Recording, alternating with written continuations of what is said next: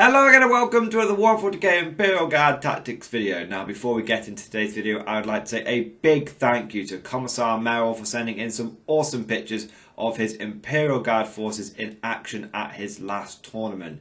I really like what you've done with the Cadian colour scheme here. The classic sort of Cadian scheme combined with a little bit of blue on the shoulder pads, it really works. So actually it reminds me a lot of the kind of colour scheme that the Guardsmen in Dawn of War 1 had. I know they didn't have any blue on them, but just the way you've shaded it really reminds me of those models from Dawn of War 1. So really cool colour scheme. Always good to see the Guard in action, fighting the Xenos, fighting the Heretic. So massive thanks for these pictures in. If anyone else has got any cool pictures they want me to use in my videos, please post them on my Facebook page, or you can email them to me at mordianglorytv@gmail.com. And don't worry, if you are an ogre who hasn't had his bonehead surgery yet, there will be a link down in the description below, and also my email address will be down in the description below, so you'll be able to find it all down there. But without further ado, let's crack on with today's video and let's see what we're diving into.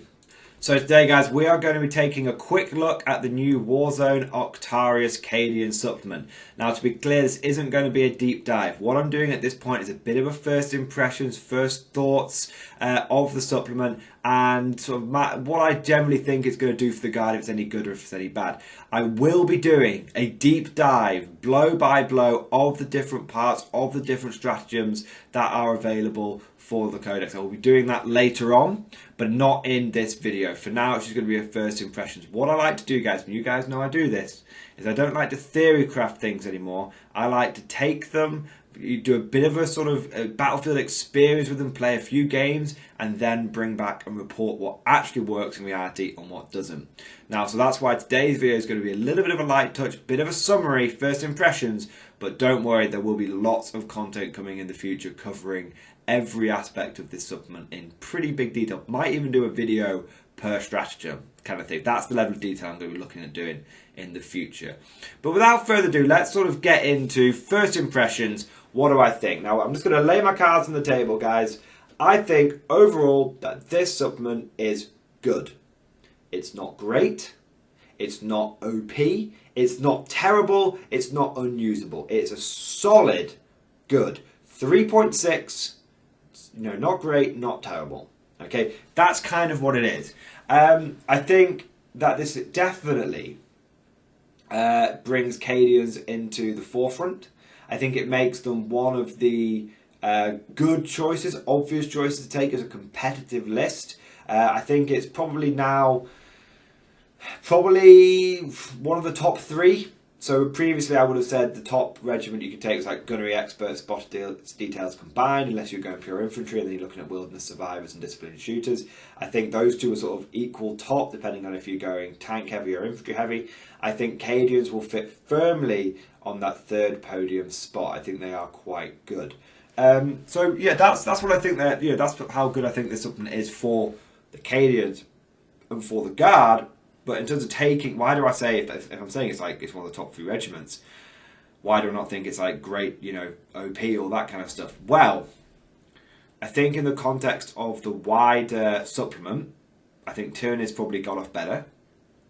And I've definitely heard a lot more chat around the water cooler about Tyranids. Not so much, people aren't that in the competitive community aren't that excited about the Guard stuff. And also, I think in the terms of the wider meta, we're talking the whole game, Admet, Drakari, Sisters, all that kind of stuff. I don't think it lets us compete on that level. No. I think what this allows us to do, it's kind of like, best way of summarising this is like an 8.5 edition for the Cadians. So a bit like how Scions are one of the best sort of options you can do for Guard at the moment. If we're not talking about regular Guard here, but just Guard as a whole. It's why Scions I think do so well, because they're kind of like an 8.5 edition codex, so they can really dominate other 8th edition codexes, and they can kind of compete with some of the 9th edition codexes. Like you might be a mid-tier sort of AdMech army, AdMech player kind of thing, but you're still going to struggle and probably not really have much of a chance against the top bozos, like a top AdMech list or a top Dark Elder list. You're just not in that league. So I feel like that's where this supplement puts Cadians. It puts them like, okay, if you're taking a Cadian Guard regiment, you're probably going to be able to dunk on some of the other 8th edition codexes now, which is good. but that effectively we can't compete with the big boys. That's essentially what I'm saying. So now let's do a quick. So if that's all you want to know, is this supplement worth getting? I guess we might as well get that out of the way as well before we start getting into some of my first impressions on the individual stratagems and warlord traits and whatnot. I think it's a little. Obviously, it always feels a little bit salty when you're paying 30 quid, 25 quid for one of these campaign books. You're only getting like 4 pages of rules. I couldn't really blame a gaming group if one person bought it and then took photos and shared it on. I couldn't really blame anyone for that. But me personally, the Octarius thing has been going on a long time, so I'm kind of interested in the fluff. And also, for me personally, I go to a lot of tournaments. And I don't really like it when people turn up to tournaments with like a photocopy of something. I like them to have the proper thing. So for me personally, as a tournament player, I'm not going to begrudge getting this book because one, I need it anyway, and two, I think there's just enough content in here for it to be like, okay, I don't feel like I'm getting totally ripped off. I don't think I'm getting an amazing deal. I do not think I'm getting a deal, but I think there's just enough meat on the bones that I would say this supplement's probably worth it if you're going to be playing lots of games, go to lots of tournaments. I think it's always good to have the book when you're in that sort of situation. For your more casual gaming group, probably one per. If there's like a Tyranid player in your group who's getting it, he could buy it, share the pictures around. That's what I'd recommend if you're a more casual sort of player.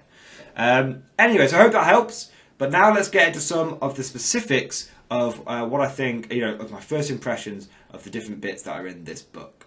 So the first thing that I want to take a cheeky little look at is the Warlord Traits. Okay, now by the way, I haven't got a copy of this book yet, but there is a Reddit post which has all these details on, so I'll link that into the description below so you guys can read along as well whilst we're going through these things. So, the first one is called Steel Discipline, Aura. When a friendly Cadian unit is performing an action within 6 inches of this model, that unit can shoot without the action failing.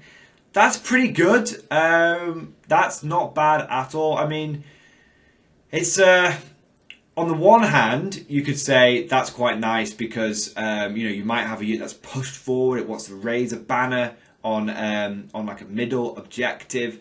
And you want to get, and when it's going to be under threat, it needs every bit of firepower it can get. Maybe it's like a squad of veterans, maybe it's a command squad, something like that. Having the ability for a command squad to come down or come in or disembark from a chimera and do an action, still blast off those metal guns is nice. The fact it's a warlord trait, so it's not costing you any CP, is nice. So on the one hand, I can see it definitely having abilities there. I mean, it's also with the new Cadian white shields, which have not too bad. You definitely could have a big blob of white shields go onto an objective, raise a banner, perform some sort of retrieval target data, do some kind of action, and at the same time still be able to unleash, potentially 120 lasgun bolts because you can get the order off. I mean, combining this aura with the new Cadian white shields, you can have a couple of conscript blobs running around doing actions and still getting first rank fire, second rank fire. So on the one hand, it's quite useful. It's okay.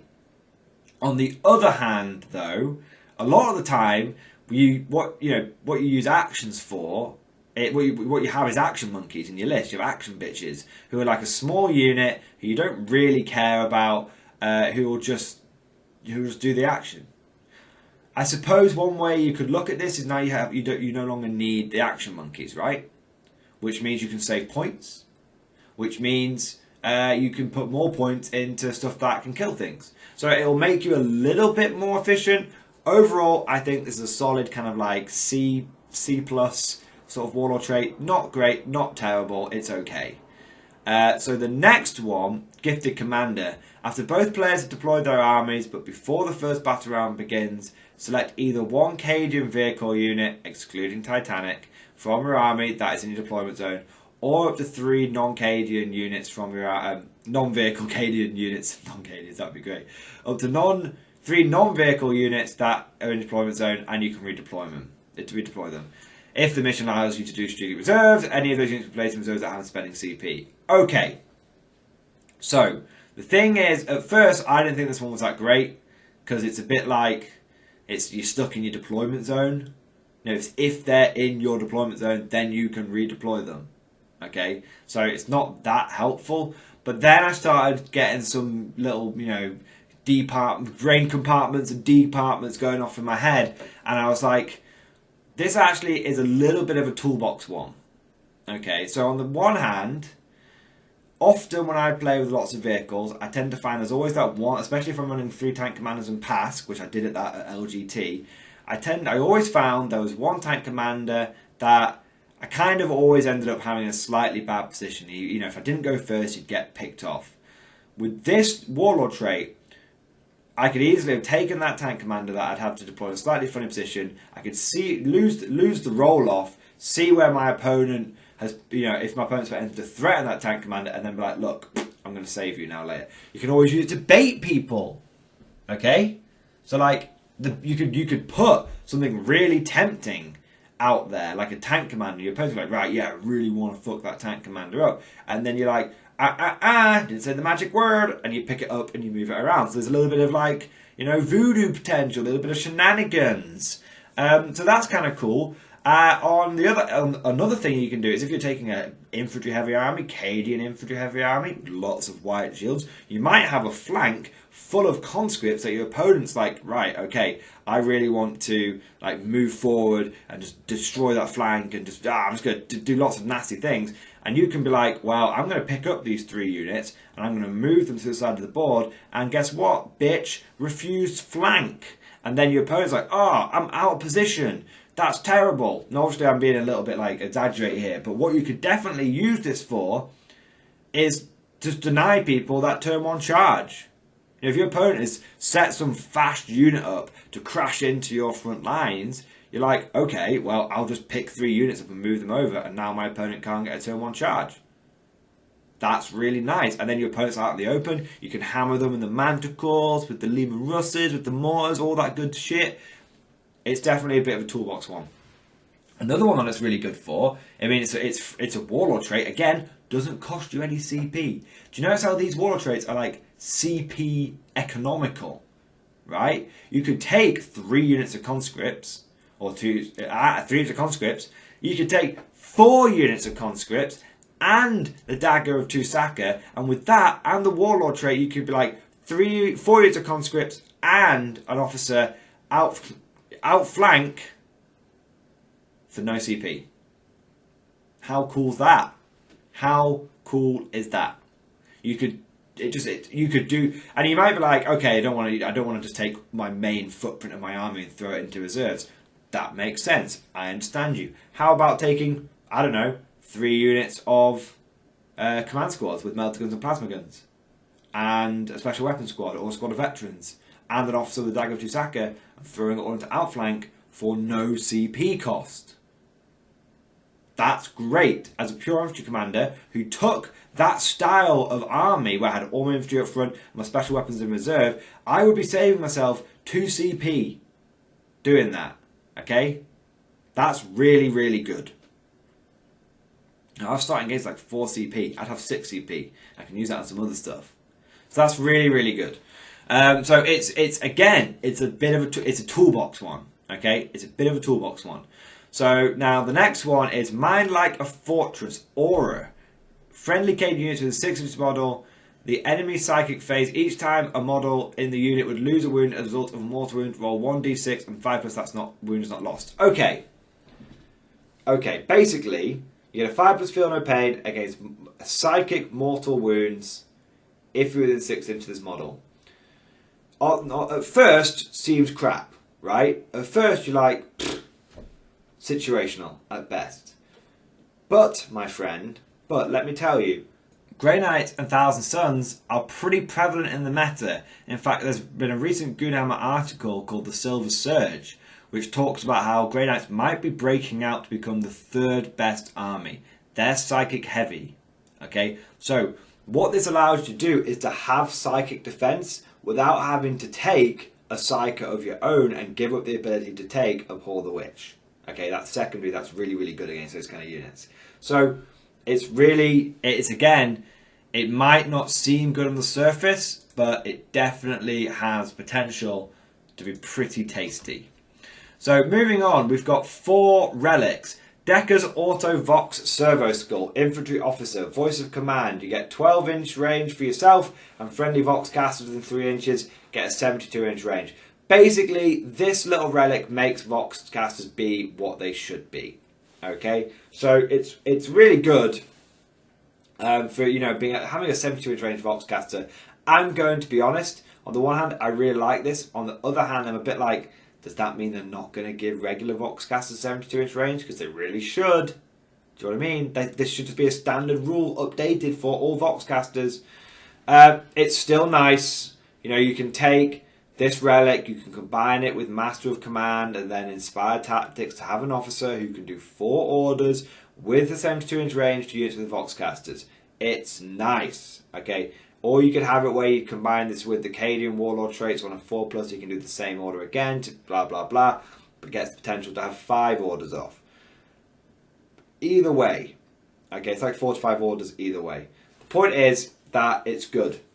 Okay, not much more to say about it. 72-inch range and orders is tasty. I'm becoming a big believer in Voxcast for the few games with them recently. They have opened my eyes. I'm a big fan of them. Next one, the Gatekeeper. Basically the Hammer of Sunderance. Okay, now it's a damage 3 battle cannon. It's damage 3 battle cannon, and I've been told as well it also gets +1 to wound against chaos, which is big. If that's true, that's unconfirmed. If someone wants to confirm that down in the comment section, that would be great. Now, going off what we know, which is it's a flat 3 damage battle cannon, that's amazing. With all of the crazy -1 damage, the stuff that's out there, flat 3 damage is fantastic. What did I say for my LGT video? I said my #1 unit throughout that was my long-range bombardment Lehman Russ with a battle cannon. Tank commander with a battle cannon. Okay, now if I'm taking Cadian, he'd be even better. I mean, that guy already took on 3 Relic Contemptor Dreadnoughts and took them out one after the other over 3 turns. Now he's going to be able to do it even easier. Because it's going to be that was against Death Guard Relic Contemptors. I've been wounding them on 2s. Do you know what I mean? It's hitting on 3s, rerolling 1s, rerolling the random number of shots because of pound them into dust. Vengeance for Cadia if I want to as well. All sorts of crazy stuff. It's really, really powerful, and we're going into this more in a later video. But it really this relic really combos well with one of the stratagems we'll be talking about later, load, fire, reload, which basically gives you exploding 6s on your blast weapons. So it's really, really good, this relic. This is one of the best relics you can take. If you're not taking this relic as a Cadian commander, you are foolish. You are just downright foolish. You should be taking this along with the Relic of Lost Cadia at the very least. And I'd probably even spring for a 3rd relic and spend the CP and probably take something like, probably something like Decker's Autovox. I'd consider that for sure. 3rd relic, Bastogne's Power Sword. This is the one that was previewed by Warhammer Community. It's okay. I'd probably say it's one of the weakest. It's a +2 strength Power Sword. It's AP -3. It's flat damage 2, and Cadian units within 6 inches can ignore any or all combat attrition modifiers. I'm going to be honest. Morale was a bigger deal in 8th than it was in 9th, and it's really not a big deal in 9th. I don't worry about morale with my with my pure infantry army, and I'm just taking Lord Commissars. I'm not going to worry about it with this army. Okay, so I think it's okay. I don't think it's great. This is probably the one part I would say that is quite weak. It's a shame because Bastogne was an absolute G. Tell me if you think differently. Tell me if you think differently. I mean, it's always good to have a combat relic for the guard. This is like our 3rd or 4th combat relic we can take now. So that's kind of cool. You got what? Tusk Blade, Blade of Conquest, and Bastogne's Power Sword. It's not bad. You could technically equip 3 combat characters. Kind of funny. The next one, Tactica Packs, Cadian officers only. Once per battle round, a stratagem or ploy on I guess that must be a crusade thing. On a Cadian unit within 6 inches costs 1 CP less. A stratagem has not been used on that unit beforehand in this battle. It's okay. Again, there's a lot of CP saving stuff in this. It's okay. It's okay. It's I mean it does allow you to get off a cheap overlapping fields of fire. It does allow you to get off a free, a cheap hail of fire. It does allow you to get off a free well, a lot of free relics from free stratagems from Psychic Awakening. Allows you to get a free extra order one turn. Do you know what I mean? So there's a lot of it's good. Don't get me wrong. It's definitely take all comers. It's going to come up in every single game, but it's not as good as the Gatekeeper, I would argue. But let me know what you think. I think that's a solid. If you wanted a third decent relic, and if you go to all Cadian, like keeping to the theme, that's probably the third one I'd take. Or, Relic of Lost Cadia, Gatekeeper, and the Tactica packs. Okay. Now, quickly, we're going to burst through some stratagems. Stratagem number 1, Cadia stands. This is previewed in Warhammer Community. So we get mini transhuman for Arcadians. Unmodified wound rolls of 1 and 2 fail, irrespective of any abilities that weapon has. And if it's a damage 1 attack, you get +1 charm saving throw. We've already talked about how you can basically get a unit of conscripts, put them on a 1-up save, 4-up invulnerable save, ignoring saves, wounds on 1s and 2s, not being wounded on 1s and 2s. It's nice. It's good. You're going to use that on conscripts. You're going to use it in a pinch on anything that that you want to survive on an objective. That's what it's there for, to make you hold that objective, which could be big. If you move a unit of conscripts onto an enemy objective, they don't remove you. Not only have you denied them 5 points, but you might have gained yourself an additional 5 points by holding more. It's big. It's a good one. Probably one of the strongest stratagems in the supplement. 1 to 2 CP, Shock Troops. After a Cadian unit makes a normal move, it is considered to be stationary. AP -1 for range attacks if it is in half range. 1 CP if infantry. 2 CP if otherwise. Now, this is interesting. It says on this article, Cadian unit. It doesn't say Cadian infantry unit. Again, we'll have to wait to see if that comes out, that it is Cadian infantry unit. But that's really good for using it on a tank commander, if it's allowed. I'm saying big if, okay? Don't want to, if I'm not 100% sure, I don't want to say it's for certain. But if you can use it on a tank commander, you can move the full 10 inches, spend 2 CP, be considered to be stationary, get maximum shots for grinding advance. Also, again, look at this on a tank commander with the Gatekeeper relic. That's going to have a 72-inch range. So you're pretty much always going to be in half range, 36-inch half range, which means that makes your battle cannon an extra AP. Amazing. I mean, it must be able to be used on tank commanders. It says 2 CP if otherwise, right? I mean, it must be able to be used. So, this is a universally great stratagem. You can use it on a big blob of 30 conscripts, overlapping fields of fire, or get that Adrian Magellan psychic power off for an extra +1 to hit. Either way, you could have 140 conscripts. You could give them first rank fire, second rank fire. You could have them count as being stationary, so they're going to be hitting on 4s, rerolling 1s with like 120 shots, and those lads guns are going to be AP -1 if you're in half range. That's one way of doing it.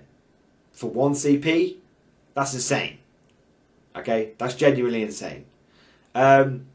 Or for 2 CP, you could have it on a tank. Or here's another crazy thing for you. You could use it on like a squad of veterans, and you could move them, let's say, or command squad even. You could how would this work? That's how it would work. You could take a command squad, 4 melter guns, move it into half range so you get the extra AP. You don't really care about that. What you care about is you count as stationary. You then give that unit the order, take aim. Because they're Cadian and they haven't technically counted as not having moved, they'll get full rerolls to hit on those melter guns instead of just reroll 1s. That's another way. Great stratagem, super toolbox, love it. Next one, Sanctioned Cycle. 1 CP on a Primaris, Psyker, or Weird Vein unit. It can be done once per battle, or 2 in a strike force. Okay, so you can spend this pre-game and you can do it on 2 units. They gain a Cadian. They gain the Cadian regiment trait, but can't have a Warlord trait. That's kind of cool. So you can order them about and stuff. That's cool. Add 1 to Deny the Witch. Gains a 4+ telepathic order. Gains Voice of Command. 1 order for within 18 inches. Okay. I mean, it's kind of cool. I think it's probably one of those that I need to see the proper stratagem to fully understand it. But being able to have a couple of Sanctioned Cycles running around that can give out some sort of voice of command within 18 inches, it's like having a bit like having a Voxcaster on a guy. It's kind of cool. Being able to get +1 to deny the witch is kind of cool. I reckon this is one of those stratagems which I've got a gut feeling that this might be one of the more powerful ones, but it's just going to take more time to analyse it and for it to work its way through. I think this could be really, really strong. I just don't yet know the proper wording for it, and I don't yet know the full depth of tactical capabilities for this stratagem.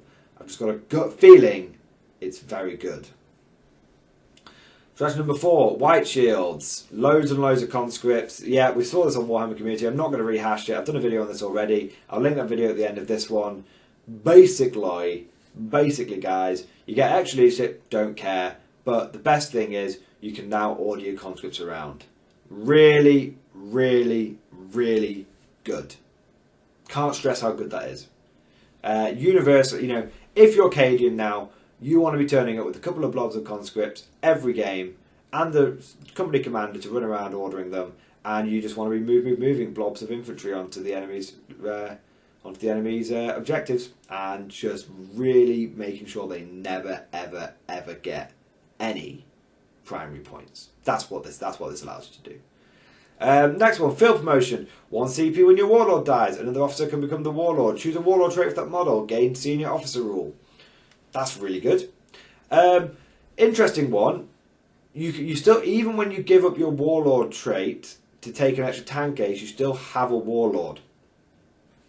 So as long as your opponent hasn't taken the assassinate rule, what you would do is you would take like a 20-point commissar, make him your warlord, give up his warlord trait, run him into combat, get him to die as quickly as possible, and like literally just expose him turn 1, so just kill him. He dies, and you go 1 CP. I'll generate an actual warlord trait this time, and I'll actually do something. So that's cool, and it gains the senior officer rule, which means it can do like 2. That guy can do like 2 orders. Just saying. That's cool, right? Definitely got potential. Load, fire, reload. Exploding 6s. Blast weapons. And if you're shooting against a monster or vehicle, it gets 2 6s. 2 exploding 6s. So really good. Basically, it's 1 CP. I just want you to imagine this following scenario. Okay? I want you to imagine the following scenario. Mortarion exists, okay, or some other big chaos monster, Cadian demon engine, something like that. Any sort of chaos vehicle, plague burst crawler. You're imagining it now, a big chaos thing in front of you, and you're just going to do this. Now let's look at Mortarion. You've got Pask. He's got a demolisher cannon. Pask. You put Vengeance for Cadian on Pask. You put Load, Fire, Reload on Pask.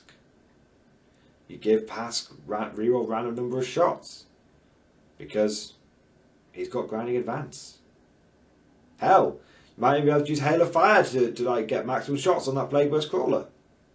So for like this, for like 4 CP, but then you use that Warlord trait that makes it, a CP cheaper for 3 CP.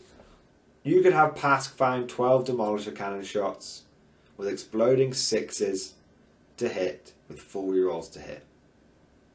And each explosion gets you 2 more hits. Do you know what's kind of even crazy about this? I would like someone to do the maths hammer on this, but I suspect, crazy as this might sound, you would actually want to put this on like a normal Cadian vehicle. You might be like, why? Why would you want to do that? Imagine you've got a normal Cadian and you're in Lehman Russ and you do this exact same scenario. Okay? Maximum shots, 4 rerolls to hit, exploding 6s. if you're then shooting at like Mortarion or something else who's got like a -1 to hit, it means, yeah, you're only hitting a third of the time, but every other hit that you get becomes 3 hits, and because you've got Vengeance for Cadia, you get full rerolls on all those 1 to 4s, which probably means you're going to get even more exploding 6s.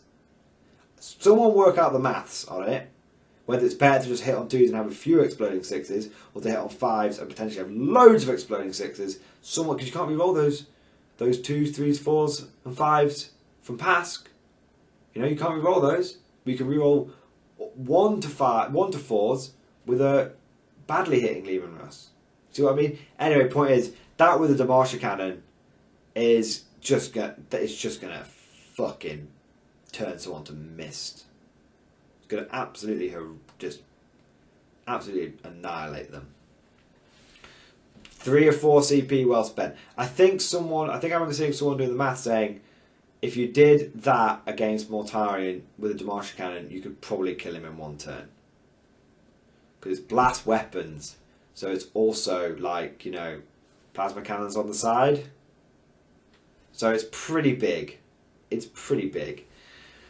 Last but not least, never give up, never surrender. 1 CP at the end of your movement phase. Models gain objectives secured, vehicles count as 5 models, add 1 to combat attrition tests for that unit. So basically you ignore 1s, ignore 2s.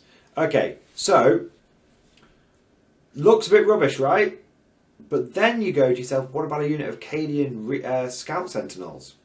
3 Cadian Scout Sentinels. Move on to an objective. Each one puts a slight toe onto an objective. Suddenly counts as 15 models on that enemy objective.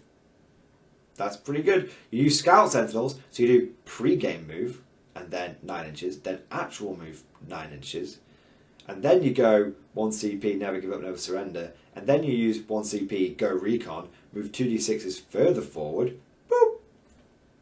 There you are. You've just taken an enemy objective off them. This is what I mean about this Cadian thing, guys. It's not like there's so much power here that it's going to make Cadians like unstoppable. But there's a lot of ways to fuck with your opponent's primary objectives, bruh. There's a lot of stuff going on there. Anyway, that is my first impressions. What I'm going to do over the course of the next few weeks is I'm going to get this book. I'm going to play the ever-living crap out of it. And then I'm going to go through, one by one, Steel, Disciplined, all the Warlord Traits, all the 4 Relics, all the 7 Stratagems. And I'm going to tell you what works and what doesn't. Is Sanctioned Cycle as good as I feel on my gut instinct? We'll find out. Is Load, Fire, Reload absolutely busted? We'll find out, hopefully. Is Hammer of Sunderland's being back even better? You bet yourself, we're going to find out. First list that pops into my head with this, 3 Tank Commanders, Pask, 2 full payload Manticores. You then have the Gatekeeper, 3 flat damage bozos. So that's a tank commander with flat damage 3. 2 flat damage 3 full payload Manticores. The other 3, you take the other guys get Pask and the 2 tank commanders get Demolisher Cannons. They roll up a flank, blasting away. You've got 150 conscripts blasting away. You've got 3 platoon commanders, 2 company commanders, and it all fits in 2 battalions. Boom. That's what first occurs to me. Very simple, very straightforward. That's what occurs to me with this. You can swap out 30 conscripts and take 3 squads of Moors if you want. That is what first comes to my mind. Let me know what you guys think. Hope you guys enjoyed this video. Thank you for watching, and of course, I'll see you guys next time.